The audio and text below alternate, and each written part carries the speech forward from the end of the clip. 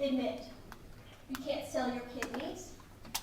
You can't sell your children, right? You can't consent to be beat up or killed on film, right? Unless it involves sex. Unless it involves sex. In the U.S., except for 10 counties in Nevada, and Las Vegas is not in one of those counties, prostitution is illegal. Whether or not you think it should be, I happen to think it shouldn't be illegal. But whether or not you think it should be, you have to wonder, why, if I bring a camera into the room and film it, does it suddenly become legal?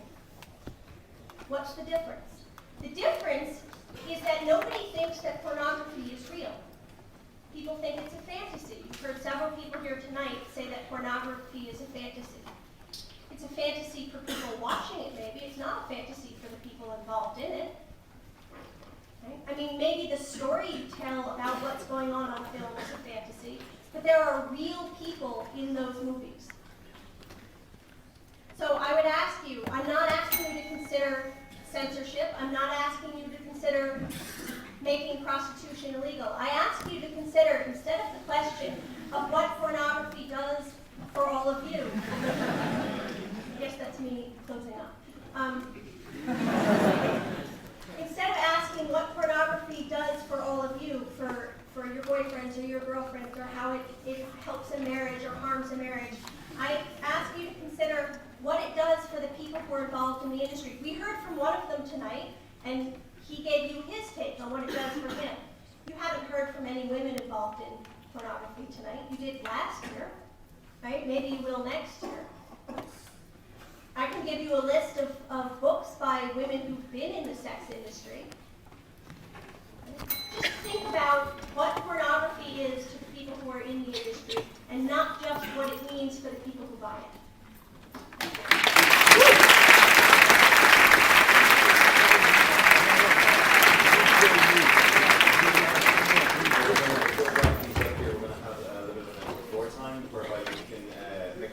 Or you can ask a question to any of the panel.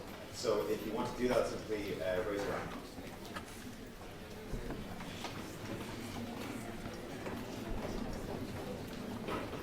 What's the rabbi talk to the Jewish public in that what? In the porn industry in Hollywood. I don't like talking about my personal life.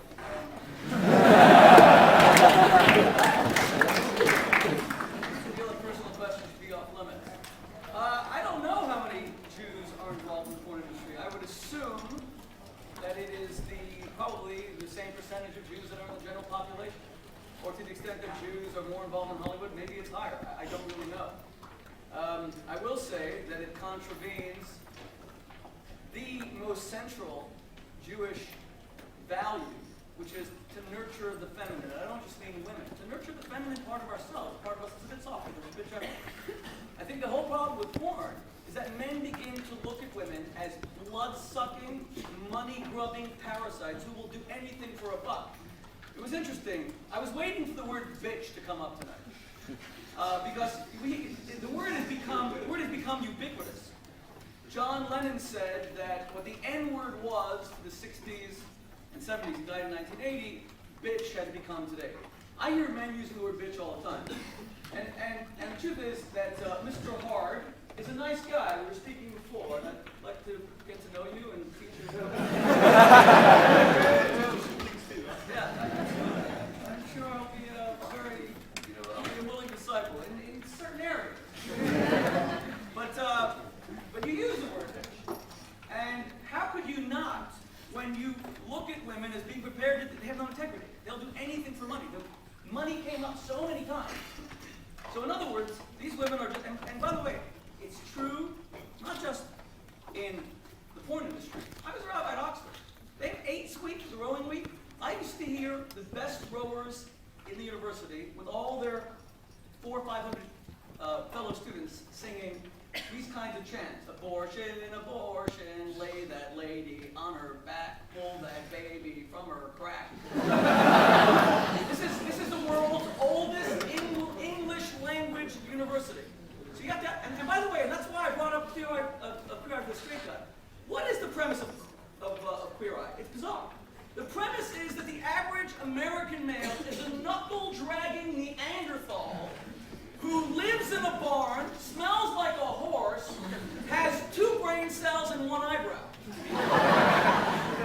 And who needs to teach him how to be a man? A slightly more feminine, more nurturing male who's gay. That was the whole premise of the show. And no one objected.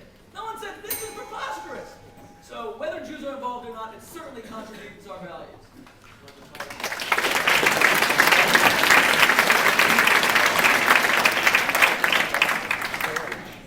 I'd like to follow up to that question as well. I'm Jewish by background, and I think from what I know of the porn industry and in the entertainment industry in general, Jews have tended to appear probably at a higher than general proportion of society.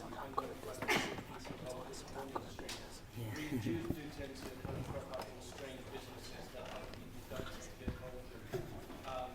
Same in Hollywood, where in the early days of Hollywood it wasn't perceived as a good profession, and certainly Jews being very strong in the Hollywood industry. We can trace it back and realize it and say that we have a kind of strange and twisted history, and we end up popping up in strange places. As far as I'm obviously not quite as religious as Rabbi Shmuley. I get paid to be Jewish, by the way.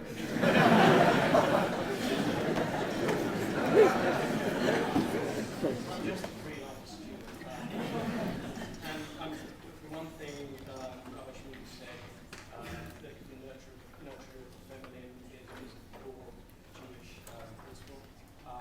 Now, from my knowledge of the Old Testament, and I did grow up with it, there is nothing good to women in the Old Testament. I mean, the Old Testament is one of the most horrible books out there you can imagine.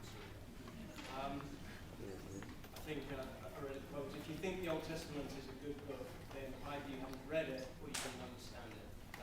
There are some horrible things that happen in the Old Testament, and in particular to women. And I'd recommend that people do research and find that out for themselves.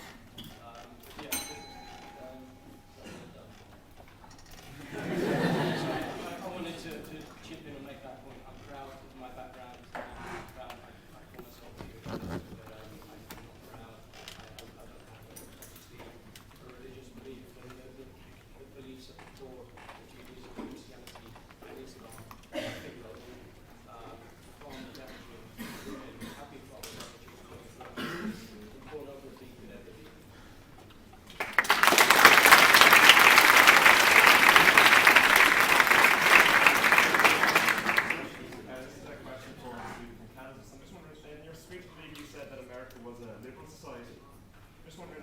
Back it up, especially since you suggested you were talking just to Senator McCain a couple of weeks ago, a man who may even be more conservative than George Bush. We're not quite sure yet. He may or may not become president. I just wondering how you could back up that America is a liberal society when, for me, as an outsider, as an Irish person, it seems to me that America is one of the most repressed, conservative countries on the planet. It has been since its formation back in the 18th century.